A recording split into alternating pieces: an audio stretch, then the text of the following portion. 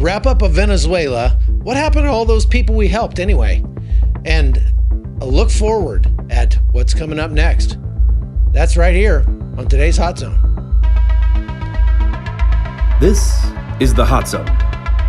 Engaging with the news in a whole new way, international war correspondent Chuck Holton brings insight into areas of crisis and lets you help those affected.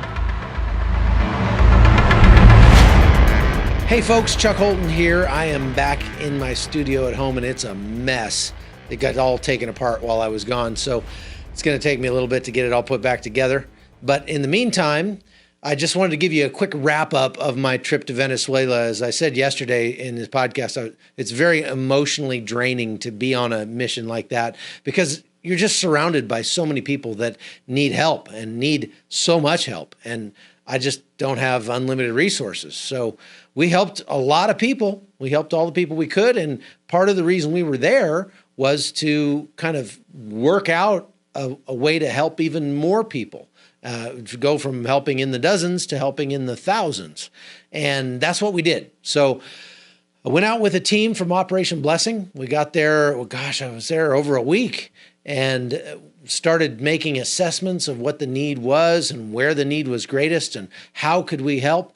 And then kind of went from there, talking to people who were on the ground, going around and talking to Venezuelans, and of course, almost getting kidnapped and that whole thing.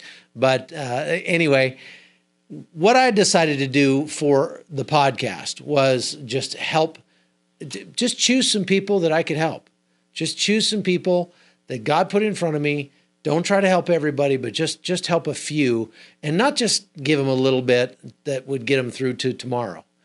We did that with a lot of people too, but pick a few people and really try to change their lives. Really try to just get them to the next level, the next place they needed to go, to get them out of the kind of desperate situation that they were in.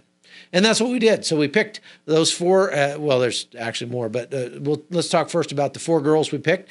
There was Wendy and Jessica and Oris. That's Oris Melis is her full name, but she goes by Oris. And Maria, and she's the one that had the little baby, and the little baby's name was like Akbar or something like that didn't make sense to me as a name, so I couldn't remember it. But it's absolutely precious little baby. Oh my goodness. And all four of them were sleeping on the street right at the crossing point. So that's probably the worst place because it's the most crowded. It's just absolute chaos down there. There's so many Venezuelans coming across, about 40,000 people a day crossing the river now, and really being victimized by the cartels, the colectivos, they call them, on the other side. Apparently, what I'm told is that Maduro took his troops off of that border because so many of them were defecting, coming across and giving themselves up, going over to Juan Guaido. So he took his troops off the border. He let a bunch of prisoners out of jail and went to these biker gangs that are loyal to him and said, you guys go to the border. Your pay is anything you can take or steal or charge from people down there. That's how you'll get paid. And so those guys are there just absolutely just victimizing everybody they see.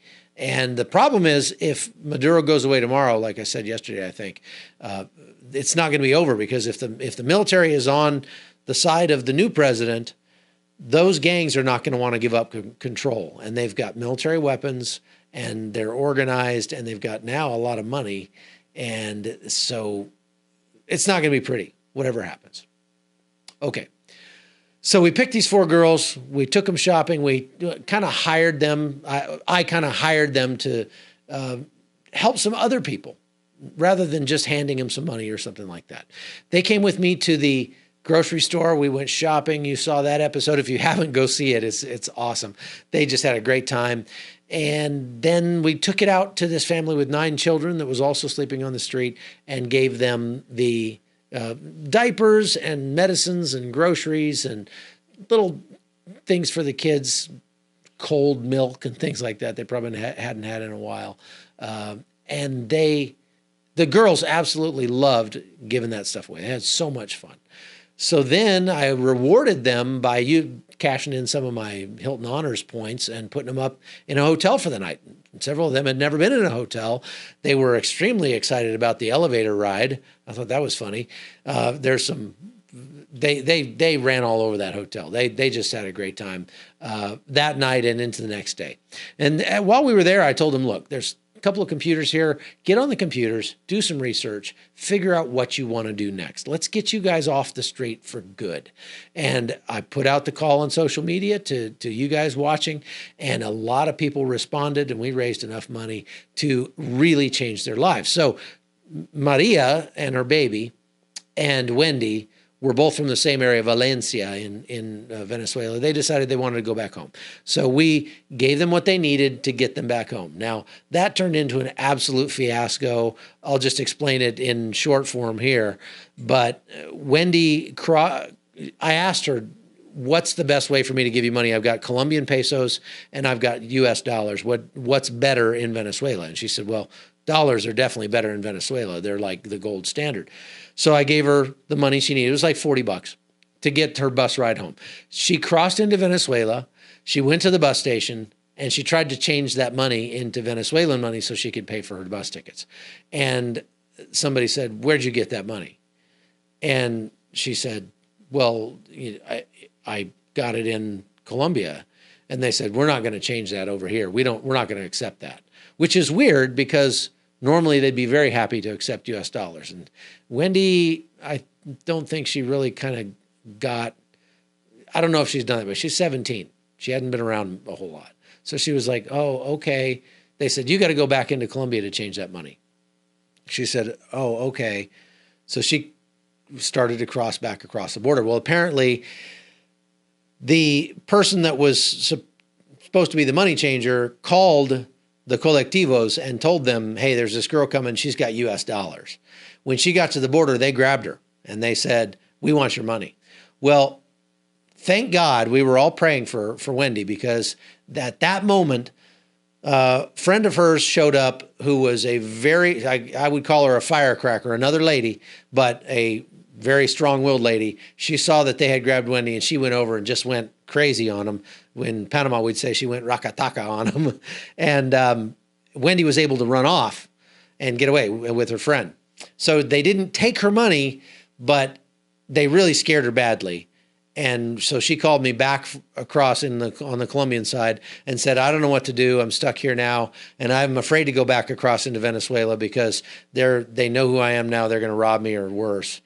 And so I went back down there and I picked her up. And so now let me jump over to Oris and Jessica's story. They're sisters.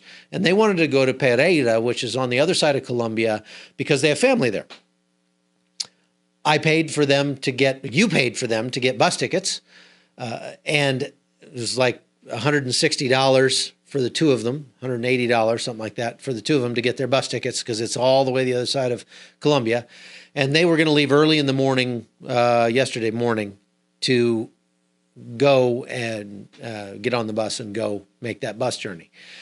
We took some of the extra money we had. We went and bought them some new clothes because everything they had was just threadbare and dirty and ripped and torn. And they were very embarrassed to be even seen walking around in the mall or anywhere like that in the clothes that they had. And so for another 30 or 40 bucks, I went out and bought them each a couple pairs of nice clothes and some shoes so that they'd have some decent clothes to travel in.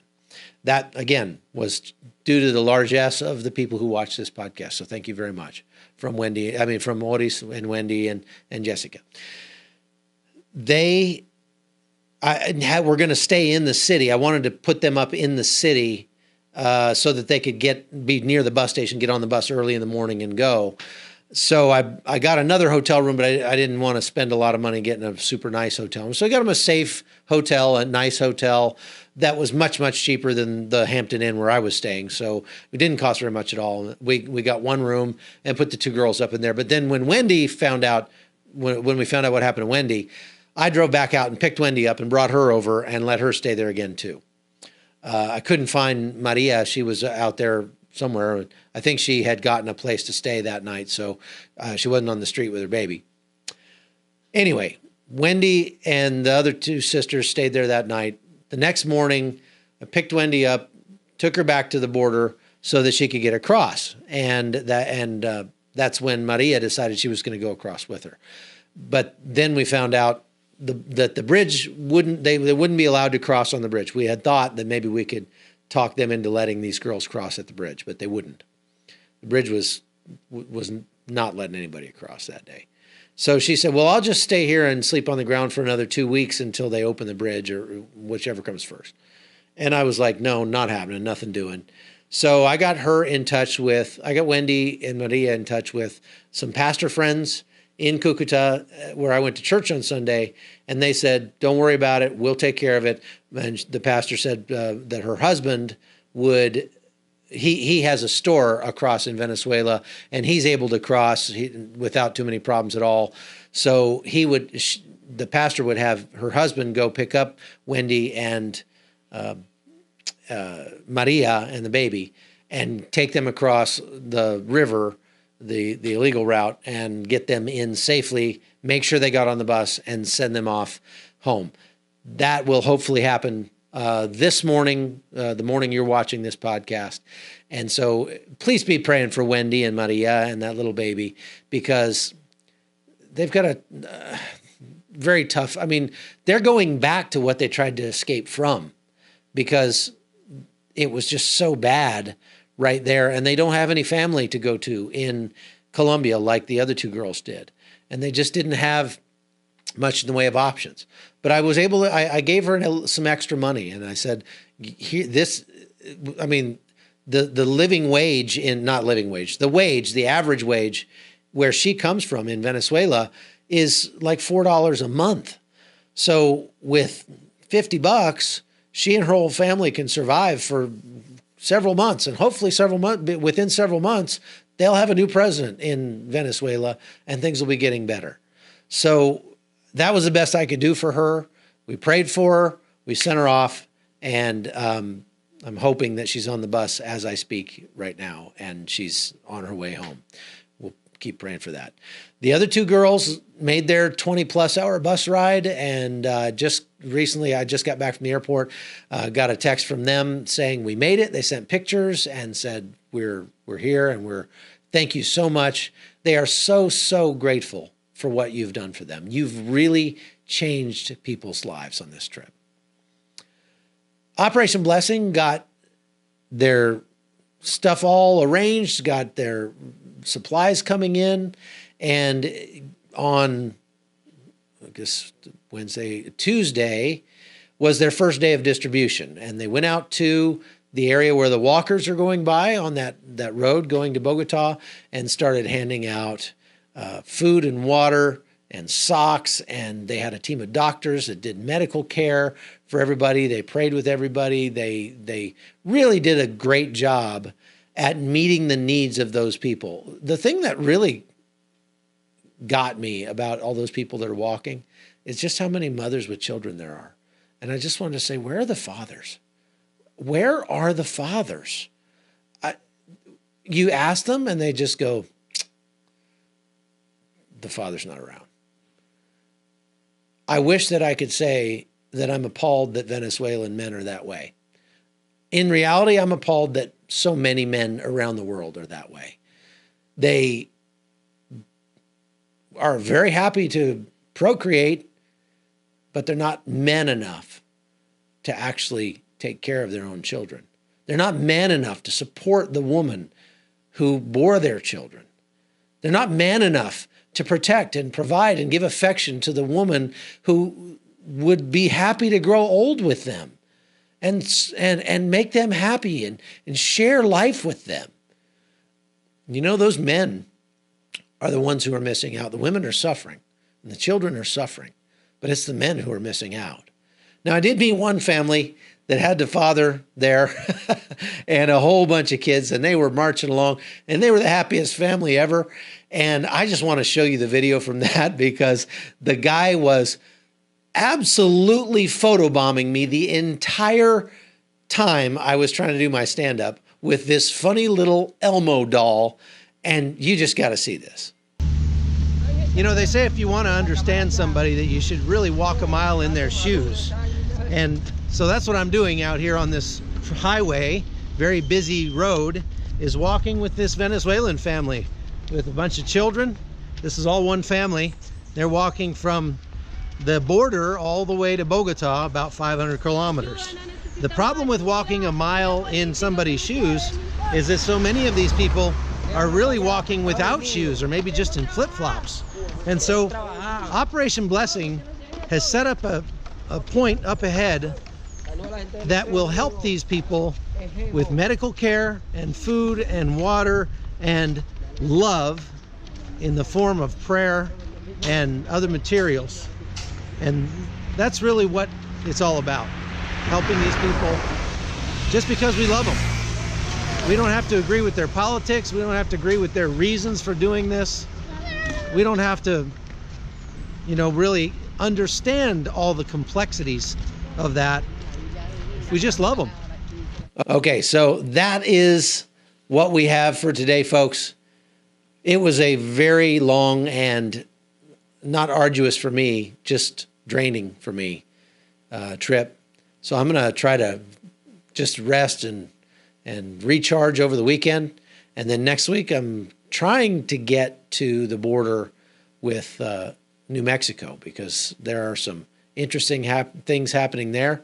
And we'll talk more about that tomorrow on the podcast. So thanks for watching. I'm Chuck Holton, and this has been The Hot Zone. The Hot Zone is produced by Amy Holton and Livefire Media. Copyright 2019.